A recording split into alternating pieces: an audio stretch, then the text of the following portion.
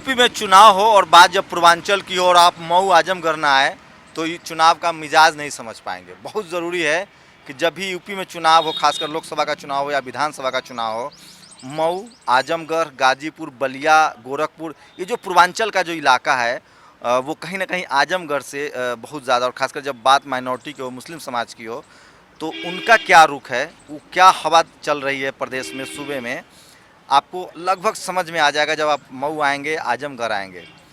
चाहे वो राजनीति की बात हो, चाहे वो तालीम की बात हो, चाहे यहाँ जो इदारे हैं, चाहे वो सिविल कॉलेज हो, अलीगढ़ मुस्लिम यूनिवर्सिटी हो, जामिया हो, इन सब के से पढ़े लिखे लोग इस इलाके में रहते हैं और उनकी एक अपनी राजनीतिक समझ है। और बिहार से भी सटता है इलाका, इसके बाद बलिया का इलाका होता है, गाजीपुर का इलाका होता है। तो कहा जाता है कि देश में जो राजनीतिक समझ है, जो हवा बहती है यूपी से, वो सीधे दिल्ली की गद्दी तक लोगों को ले जाती है।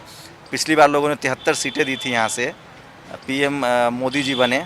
हम चाहते थे कि चाय की दुकान पर बात करें कि चाय वाला एक प्रधानमंत्री है देश का, लेकिन लोग हिले नहीं। तो क्या आप लोग को आना चाहिए था चाय की दुकान पर, ऐसे मत के आप लोगों ने चाय वाले को प्रधानमंत्री बनाया है, इसलिए हम चाहते थे कि चाय वाले से बात करें।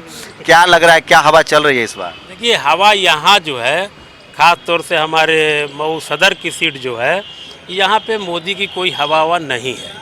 ये हमेशा एक हवा, टीवी वाले तो भाई एकदम 260, 270, 280 सीटें जितवा रहे हैं। ये जितवा रहे हैं वो हमेशा, चूंकि ये एक सेटिंग उनकी होती है, वो सेटिंग के हिसाब से हमेशा चुनाव जीतने की। तो अभी आप लोग बहस कर रहे थे, ये चुनाव पर ही बहस हो रही है।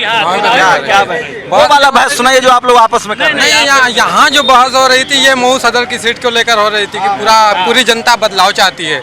इसी बदलाव के लिए हम लोग बहस कर रहे थे। तो बदलाव तो सूबे में भी बदलाव चाहते हैं आप लोग? सूबे में बदलाव नहीं चाहते। जो सरकार सूबे में थी वो बिल्कुल अच्छी किस्म की सरकार थी। अगर हमारे मऊ के लोगों को, यानी मऊ के सदर के लोगों को जो चीज चाहती थी, थोड़ा बहुत मिला है उनसे। अब तक जो उसके पहले सरकारें अब बताइए, 600 दंगा हुआ, मुजफ्फरनगर जल रहा था और सैफई में नाच गाना चल रहा था। जी बोलिए, बताइए, सुनिए। मुस्लिम समाज के लोग बहुत हुनरमंद रहे हैं। जी। एक सुरक्षा भी सरकार नहीं दे पाई, उस सरकार किस काम का? देखिए, हुकूमत का इसमें कोई दखल नहीं होता। बताइए भाई साहब, मेरे घर में लड़ाई हो आ कहे कि हुकूमत का दखल है, तो दंगा तो रुकवाना हुकूमत का काम है, किसका काम है भाई? बताइए, मैं तो पार्टी बन के बोल रहा हूँ। आपके घर में लड़ाई होगी तो मुखिया का काम है ना लड़ाई रोके। वो तो दंगा मुखिया का काम या कोई और नहीं करेगा। तो फिर मोदी जी को काहे दोस्त ठहरा रहे हैं गोधरा दंगा के लिए, जब आप यहाँ दंगा होगा उसके लिए मुख्यमंत्री जिम्मेवार न हो? तो आप बताइए। मोदी जी को दोषी जो हम लोग करार रहे हैं, चूंकि उनके ऊपर मुकदमे कायम हुए और सरकार ने उनको क्लीन चिट दे दी, चूंकि इन्होंने जो है दंगा नहीं कराया है, उनके ऊपर आरोप लगाया गया है। मगर और जगह जो फसाद हुआ है, तो अखिलेश बाबू जब इतना ही काम किए थे तो डूबता जहाज पर को अपने सहारा देने की क्या जरूरत थी भाई? जहाज, कांग्रेस तो डूब गई थी यूपी में। कितने साल से आप लोगों ने कांग्रेस को वोट नहीं दिया? बताइए, कांग्रेस तो डूब गई थी। हमने कभी कांग्रेस वोट नहीं दिया। बताइए क्या साहब, क्या लग रहा है? क्या लग रहा है? जब ये स्थिति थी, एक सरकार, मुस्लिम समाज की अगर बात कीजिए, सब हुनरमंद लोग होते हैं, रोजी रोटी मेहनत से चलाते हैं, सुरक्षा भी न दे पाए सरकार, तो क्या मुस्लिम समाज के लिए इस बार चुनाव में क्या एजेंडा है? सुरक्षा कितना बड़ा मुद्दा है? सुरक्षा तो कहाँ किसी हुकूमत में नहीं रहा है मुसलमानों का, कभी किसी हुकूमत ने नहीं किया है। लोग यहाँ, बहुत लोगों से मेरी बात हुई, आजमगढ़ में बात हुई, वो लोग कहते हैं कि जो बीएसपी का कार्यकाल था उसमें कम से कम लॉ एंड ऑर्डर की स्थिति बढ़िया थी। ये लोगों का ही कहना है। इससे बढ़िया थी, लॉ एंड ऑर्डर इससे बढ़िया था। बताइए, आदमी तो रोजी रोटी तो कैसे भी कमा लेगा, सुरक्षित रहे चाचा, तो रोजी रोटी की समस्या होगी क्या?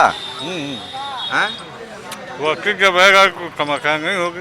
बताइए, सुरक्षा कितना बड़ा मुद्दा है? आदमी अगर सुरक्षित घर पहुंच जाए, अपने परिवार के साथ रहे, उससे बड़ा और क्या होगा? कुछ नहीं होगा। क्या कितना बड़ा मुद्दा है सुरक्षा? भाई बहुत अच्छा अगर सही है तो बिल्कुल सही रहेगा मामला। तो ये तो 5 साल में 600 दंगे हो गए यूपी में, ये तो सरकारी आंकड़ा है। गंगा को एक सब लोग जानते हैं, गंगा जो है एक जो है वही पार्टी कराची है, जो एक तंजीम है वही कराची है। उनको तो उनसे तो लड़ना चाहिए था ना। बिहार में लालू यादव ने रथ रोक दिया था। हम लोगों को देश और प्रदेश से बहुत मतलब नहीं। मऊ सदर सीट है, मतलब यहाँ से बाहरी लोगों को भगाना। भैया 20 साल से हम लोगों को बदहाल कर दिया है। ये लोग आते हैं बाहर से, अपने चिमचा लेके आके 100 रुपया दे के हमारे बच्चों को भिखमंगा बना देते हैं, गमछा बनवा के लोगों को घुमा देते हैं। बाहरी क्या हुआ भाई?